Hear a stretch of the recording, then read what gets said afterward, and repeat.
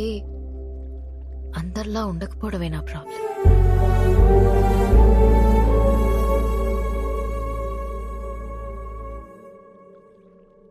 ఒక నవ్వురాని జోక్ చెప్పనా? నవ్వురాని జోకా? ఓ బావి నిండా కప్పలున్నాయి. కొన్ని కప్పలు పైన చూసాయి. రౌండ్ గా ఆకాశం కనపడింది. పైనేదో ఉందని ఉత్సాహంగా ఎగరడం మొదలుపెట్టాయి. కిందున్న కప్పలు పైనేమీ లేదు అని చెప్తూనే ఉన్నాయి. ఇది విని విని విని విని ఎగురుతున్న కప్పలన్నీ కిందికొచ్చాయి. కాని ఒకటే కప్ప ఎగురుతూనే ఉంది. ఎందుకో తెలుసా? ఎందుకు? అది చెవిటి కప్ప. నవ్వురాదన్నా జోక్ అవ్వలేదు. ఆ చెవిటి కప్పకి వినపట్టం మొదలైంది. పైనేమీ లేదు. బట్టే అందరం కలిసి పక్క పక్కన ఇలా హ్యాపీగా ఉంటున్నాం. అది అర్థం కాకే పెళ్లికి ఎలిజిబిలిటీస్ ఉన్నా కన్ఫ్యూజ్ అవుతున్నాం. అర్థం కాంది మీకేనా? కాపురానికి వేరే ఎలిజిబిలిటీస్ ఉన్నాయి. అలా ఉంటే నా కూతురి పాటికి నీ పక్కనే ఉండాలిగా. ఏది వస్తుంది? రాదు. వస్తుంది? రాదు.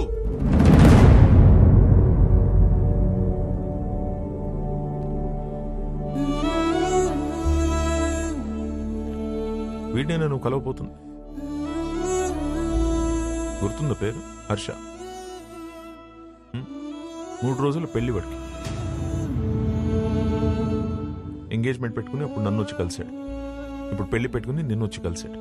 అసలు తిన్నగా రాడా వీడెప్పుడు? అయినా వీడి దగ్గరే నీకు అన్ని దొరుకుతాయని నమ్ముతున్నాను. నిజే?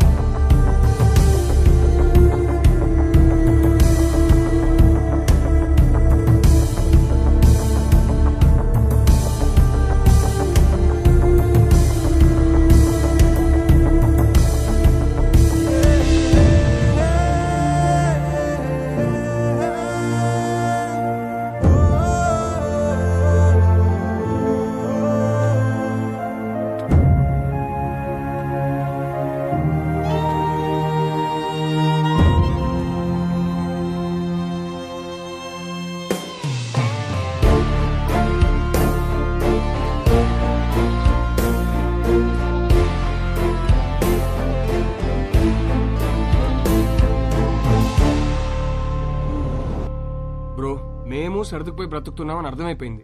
ఇంకేదో దారి ఉందన్నావుగా, అది చెప్పి చావచ్చుగా. అది చెప్తే అర్థం కాదు, ప్రూవ్ చేయాలి. అది ప్రూవ్ చేయాలంటే నా పక్కన విభా ఉండాలి. ఇన్నిసార్లు ఫోన్ చేసి ఫోన్ ఎత్తలేదంటే తను మళ్ళీ హర్ట్ అయి ఉంటుంది. తను హర్ట్ అయితే వచ్చి మొహం పైన జోకులేస్తుంది. అది జరగలేదు కాబట్టి నాకు ఇంకా హోప్ ఉంది. సరే, మాకు టైం అవుతుంది. పక్కనే పెళ్లికి వెళ్తున్నాం. నిన్నెక్కడ డ్రాప్ చేయాలో చెప్పు. ఎవరి పెళ్లికి బ్రదర్? మేఘా, హర్ష. మేఘా నీకేమవుతుంది?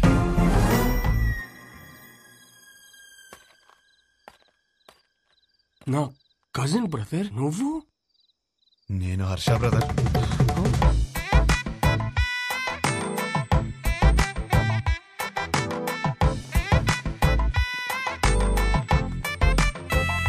నానా, ఏంటి నాన్న నీ ప్రాబ్లము?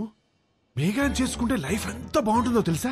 చెప్పు, నీ మనసులో ఏదో ఉంది, చెప్పురా. నాకు ఒకసారి చెప్పు. ఈ పెళ్లి చేసుకుంటే నీతో కాపురం చేసినట్టు ఉంటుందిరా. నాతో కాపురం చేసినట్టు ఉంటుందా? ఎంత బాగా చూస్తున్నారా నిన్ను. చోకొట్టి పడుకోబెట్టాను, ఊకొట్టి లేపాను, ఎప్పుడైనప్పుడు మ్యాగీ నూడిల్స్ పెట్టాను. ఇంకా ఆపరా. For the first time I think I need a shoulder రా. For the first not the shoulder I want, but when nothing is available, go for the reachable. కమ్మా.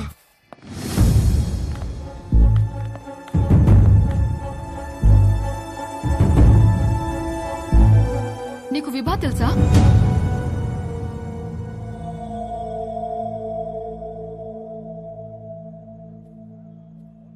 అరే, తెలియకపోవడం ఏంటి? ఎంత పెద్ద స్టాండప్ కమెడియన్. పెళ్లికి సంగీత్లని చాలా బోరింగ్.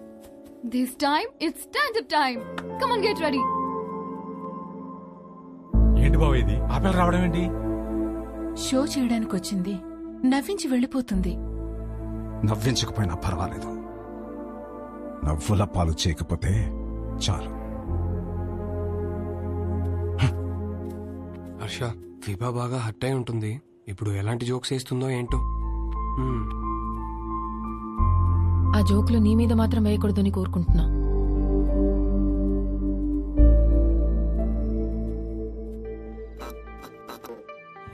ఇండియన్ హిస్టరీలో, జాగ్రఫీలో, physics లో, కెమిస్ట్రీలో ఫర్ ద ఫస్ట్ టైం పెళ్లిలో stand up. This is Vibha. Congratulations to the bride and groom. Thank you. మా బతుకు బస్ స్టాండ్ అవ్వకుండా కాపాడేదే మొగుడు పెళ్ళాల జోక్స్. అమ్మా తల్లి, మామే జోకులు వద్దమ్మా. అరే వద్దమ్మా. వద్దా? వద్దు. సరే, నా గురించి చెప్తా. నా లైఫ్ లో నన్ను బాగా ఇన్ఫ్లుయెన్స్ చేసిన ఒక వ్యక్తి ఉన్నాడు. అతని పేరు సుబ్బు. మా నాన్న. మీరు అనుకున్నది కరెక్టే, తన పేరు సుబ్రహ్మణ్యమే. కానీ నా కథ వింటే సుబ్బు అని పిలవడమే ఎక్కువ అని మీరే ఫీల్ అవుతారు. రియలీ అంత టార్చర్ పెట్టాడు. ఇదే మాట సుబ్బుని అడిగాను అనుకోండి, వీడొద్దు వాడొద్దు అని నేనే టార్చర్ పెట్టానంటాడు. మరి పెళ్లి కొడుకుల్ని పేక ముక్కల్లా చూపిస్తూనే ఉన్నాడు.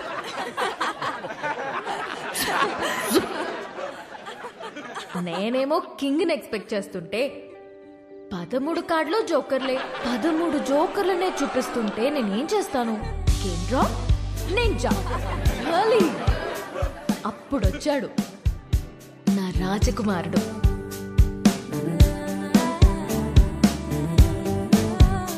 పెళ్ళే వద్దురా బాబు అని నేను తిరుగుతుంటే, కబుర్లు చెప్పుకుందామా, కలుద్దాం అని నాకే తెలియకుండా నా నోట్బుక్ లో రాశాడు. సుబ్బు పంపిన జోకర్ అయ్యుంటాడులే అనుకుని లోలాబాయికి ఎక్కా. వాడు చెప్పాడు కబుర్లు. రోజంతా టైమే తెలియలేదు. దిగాక తెలిసింది వాడు లోలా వాడు కాదు, ఆ బుక్ లో రాసిన అవులాగాడు. సుబ్బు పంపిన వాడికి అంత బుర్ర ఉండదే అనుకుని దమ్ముంటే కలువన్నాను. వాడి సంగతి తేల్చేద్దామని రమ్మన్నా. పెళ్లి విషయంలో నాకున్న భయం పోవాలంటే యూ నీడ్ అ హోప్ అని నా కోసం పింక్ బలూన్ పెట్టాడు.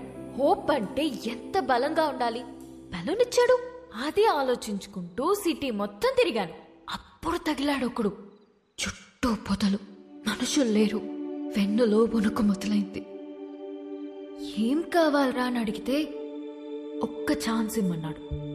ఎలాగో ఎస్కేప్ అయ్యి ఇంటికొచ్చాను గాని వణుకు మాత్రం తగ్గలేదు. ఎవరితోనైనా మాట్లాడితే భయం పోతుందని కాంటాక్ట్ లిస్ట్ మొత్తం వెతికాను. ఎవరికే చేయాలనిపించలేదు. సుబ్బుకి చేద్దామంటే అక్కడికి ఎందుకు వెళ్ళావు, అక్కడేం పని నీకు అని మొదలెడతాడు. నా సిచ్యువేషన్ని అర్థం చేసుకోడు. సడన్ గా ఒంటరిగా ఉన్నానని అనిపించింది. కాంటాక్ట్ లిస్ట్ లో ఎన్ని వందల పేర్లు ఉన్నాయని కాదు, అవసరమైనప్పుడు మన ఎమోషన్స్ ని షేర్ చేసుకోవడానికి మనకంటూ ఒకడు ఉండాలి. అందుకే పెళ్లి చేస్తారేమో. అప్పుడొచ్చింది మెసేజ్ వాడి దగ్గర నుండి, calm down, you're not alone అని. ఆ ఒక్క మాట నాకు ధైర్యాన్ని ఇచ్చింది.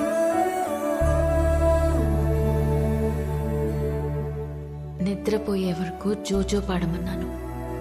పాడుతూనే ఉన్నాడు. చాలా రోజుల తర్వాత ప్రశాంతంగా పడుకున్నాను.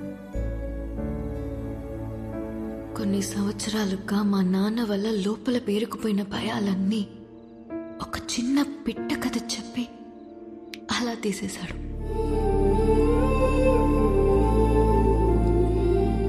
కనిపించకుండానే ఒక కాపురం చూపించాడు.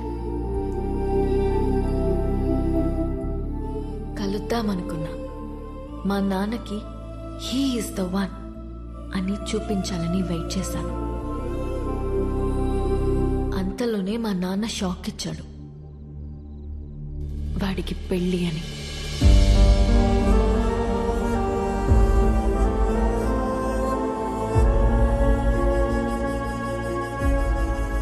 ఎప్పుడూ లేనిది నా కళ్ళల్లో కన్నీళ్లు.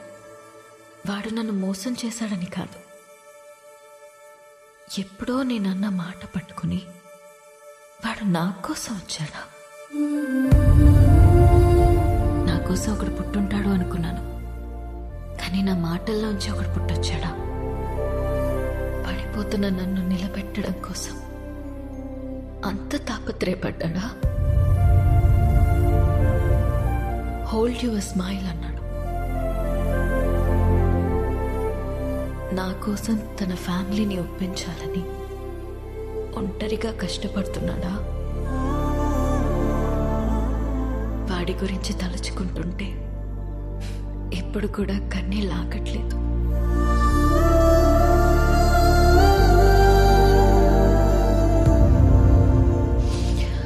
ఇప్పటికిప్పుడు వాడిని హక్ చేసుకోవాలనుంది, కానీ వాడి హక్ నాకు ఈ లైఫ్లో దొరుకుతుందో లేదో తెలియడం లేదు.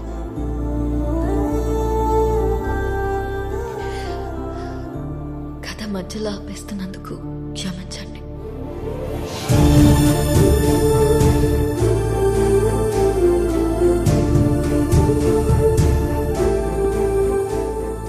ఆగో.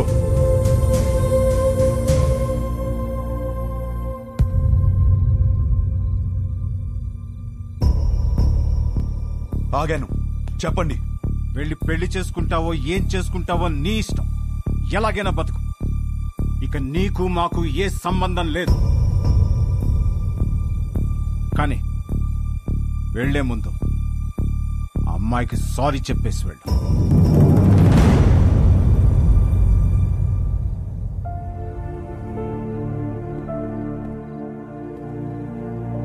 చూడు మేఘా, నీకు సారీ చెప్పాలా లేదా విభాని ఎందుకు పెళ్లి చేసుకోవాలి తెలియాలా? ఆల్రెడీ విభా నన్ను కలిసి అంతా నాకు చెప్పింది. నాకంతా అర్థమైంది, అందుకే తనను పిలిచాను. కానీ అంకుల్, మీకే హర్ష అంటే ఏంటో ఇంకా అర్థం కాలేదనుకుంటా. ఎగ్జాక్ట్లీ. ఆ రోజు మీ అందరికీ అర్థమయ్యేలా చెప్దాం అనుకున్నాను, కానీ పక్కన అమ్మాయి లేదు, రాదు అన్నారు. ఇవాళ అమ్మాయి వచ్చింది, ఇవాళ కూడా చెప్పకుండా వెళ్ళిపోమంటారే, నాకు అర్థం కాదు. మీరేమన్నారు? కాపురానికి కావాల్సిన ఏకైక ఎలిజిబిలిటీ సర్దుకుపోవడమా? ఇంకొకటి ఉంది నాన్న.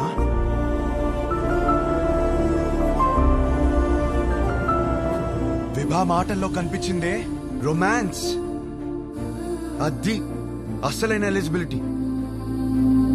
విభాన్ కలిసి మొదటి రోజే అడిగేసింది, what you expect from a married life అని. నేనేదోలా ఏదేదో అనేసాను, లవ్ అని కూడా అన్నాను. కానీ ఆ తర్వాత తెలిసింది లవ్ కన్నా గొప్పది రొమాన్స్ అని.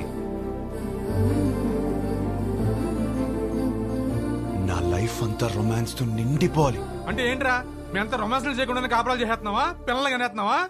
మామయ్య, మీకు ఎలా చెప్పాలి? మీకు ప్రేమ అంటే అర్థమవుతుంది, రొమాన్స్ అనగానే ఏదో బూతులా మాట్లాడతారని నాకు అర్థం కాదు. రొమాన్స్ అంటే గదిలోకి వెళ్ళి తలుపులేసేసి 10 నిమిషాలు ముగించే పని కాదు. రొమాన్స్ అంటే ప్రేమని చూపించడం. ప్రతి ఒక్కళ్ళు ప్రేమిస్తున్నానని చెప్పేవాళ్లే, కానీ ఎంతమంది ఆ ప్రేమను చూపిస్తున్నారు? ఎరా, ఎవరు చూపించట్లేదని ఎట్లా అంటావు? మేము చూపిస్తున్నాం ఇక్కడ. ఏంటి సార్, ఏంటి సార్, ఏంటి సార్, ఎలా చూపించారు? గిఫ్ట్ తెచ్చి తీసుకో అని టేబుల్ మీద పడేశారు, అలానా? కాస్ట్లీ గిఫ్ట్ ఇచ్చారని మీరు పొంగిపోవడం కాదు సార్, దగ్గరికి వెళ్ళి ఆవిడ పొంగిపోయేలా ఇవ్వటంలో ఉంది ప్రేమను చూపించటం. అప్పుడు 10 రూపాయలు గిఫ్ట్ ఇచ్చినా సరిపోతుంది. పెద్దవాళ్ళతో ఏంట్రా ఆ మాటలు? మాకు ఆ మాత్రం తెలీదా? మొగుడు పక్కనున్నంతసేపు కోట్లు సంపాదించు, లగ్జరీ కావాలంటారు. సంపాదించడానికి వెళ్తే నువ్వు పక్కన లేవంటారు. కాస్త ప్రేమని చూపించడం తెలిస్తే రెండిట్లో ఏదో లగ్జరీ అని తెలుస్తుంది కదా. లేదా అన్ని ఒకరి దగ్గర దొరకవని స్టేట్మెంట్లు ఇస్తారు. ఒకరి దగ్గర దొరకపోతే ఇంకెక్కడ దొరకదు సార్. ఇద్దరు సంతోషంగా ఉండాలని పెళ్లి చేసుకుని ఒకరినొకరు బాధ పెట్టుకుంటున్నారు.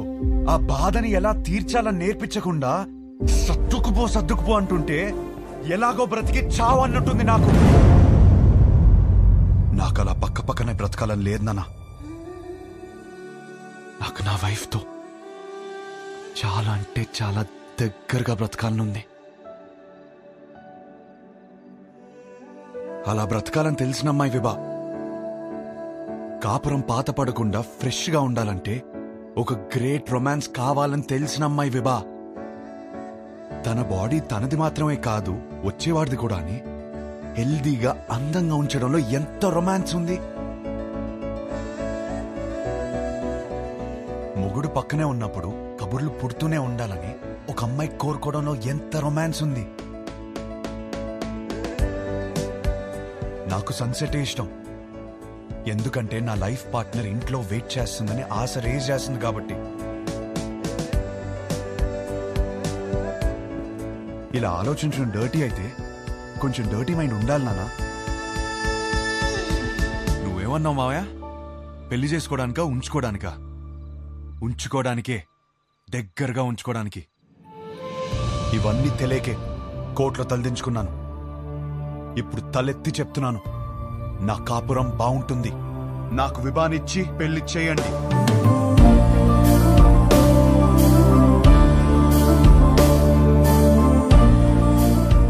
కాలు పట్టుకుని ఒప్పిస్తాడనుకుంటే మెడపట్టేసుకున్నాడేమిటి?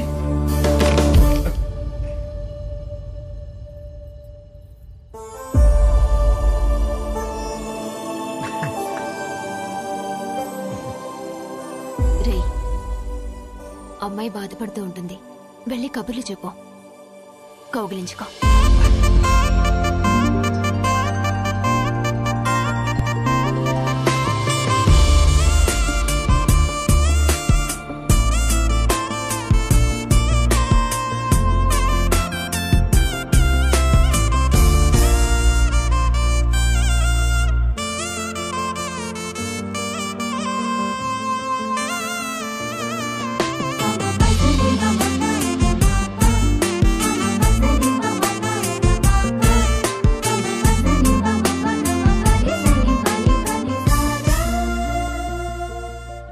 కౌగిలించుకోమంది, ఇంకా కబుర్లు చెప్పుకోమంది. ఇంకా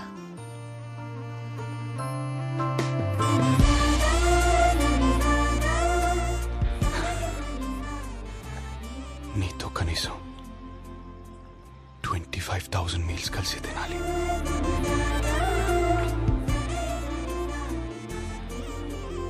9,000 నైట్స్ కలిసి పడుకోవాలి.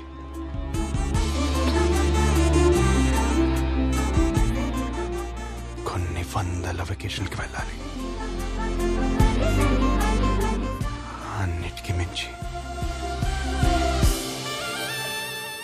కొన్ని లక్షల కబుర్లు చెప్పుకోవాలి.